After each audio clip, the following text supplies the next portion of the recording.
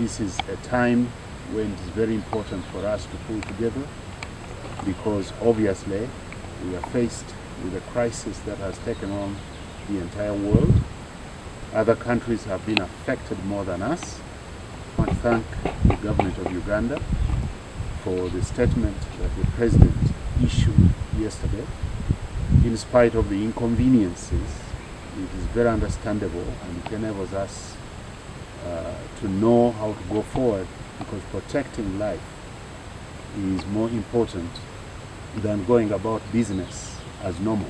Okay? On Monday, even before the media started sending out word about a statement from the president, I did call the deputy vice chancellors here. Unfortunately, the chancellor himself was with us, and I put before them that the direction that we were taking, it did appear to me like we were going to close the university. And of course, that was followed with media outlets telling us that indeed government was considering closing the university. And so by the time it came out yesterday officially from the president, we had already made certain preparations so that our students are not disadvantaged, because we have a core commitment to ensure that our students are educated and our students are able to progress through the semester uninterrupted. So when the president issued his statement, we did agree that now we can put in place the very measures that we had discussed before. Among them was to ensure that the students are let go immediately, and beginning with today, Thursday, the students have been let go.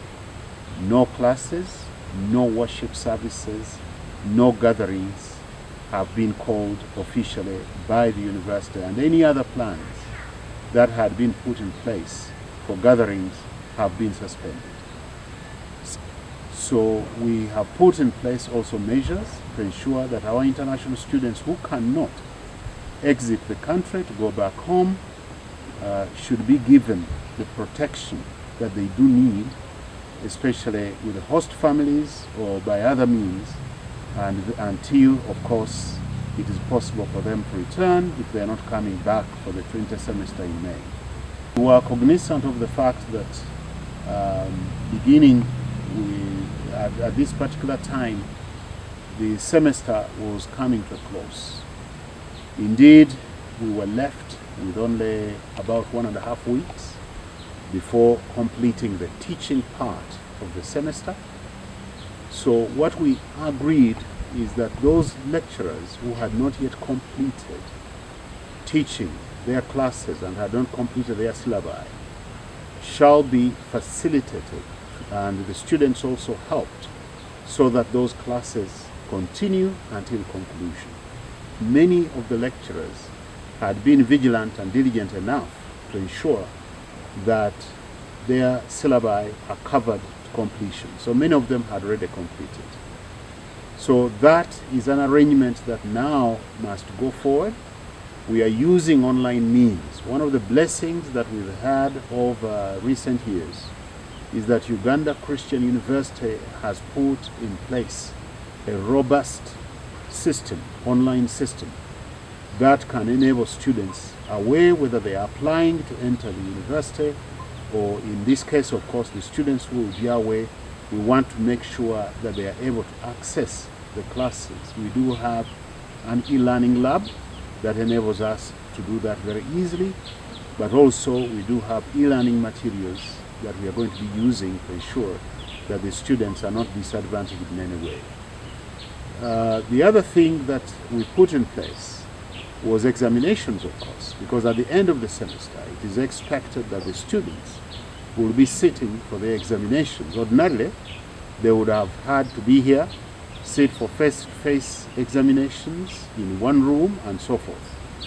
Now, we have decided that instead of doing that, and instead of also postponing the examination time, and bearing in mind that some of these students are actually finalists who should be graduating in July, we decided that we are going to administer the examinations as take-home exams.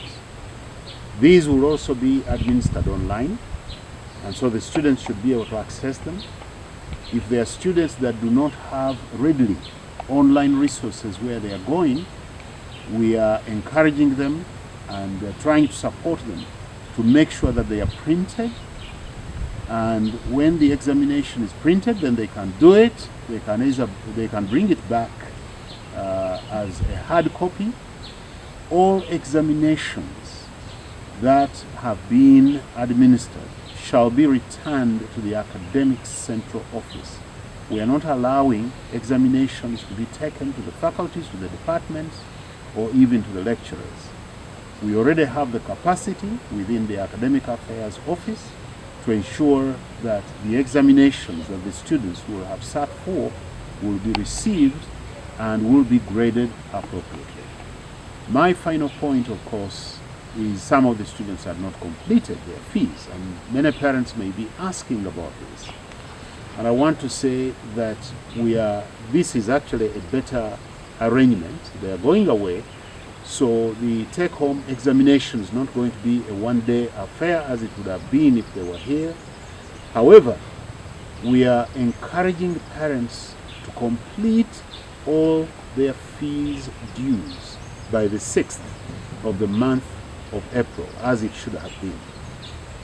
Students who have not yet completed their fees, of course, can submit their examination results, their examination answers and responses, but those examinations will not be graded until the fees have been paid fully.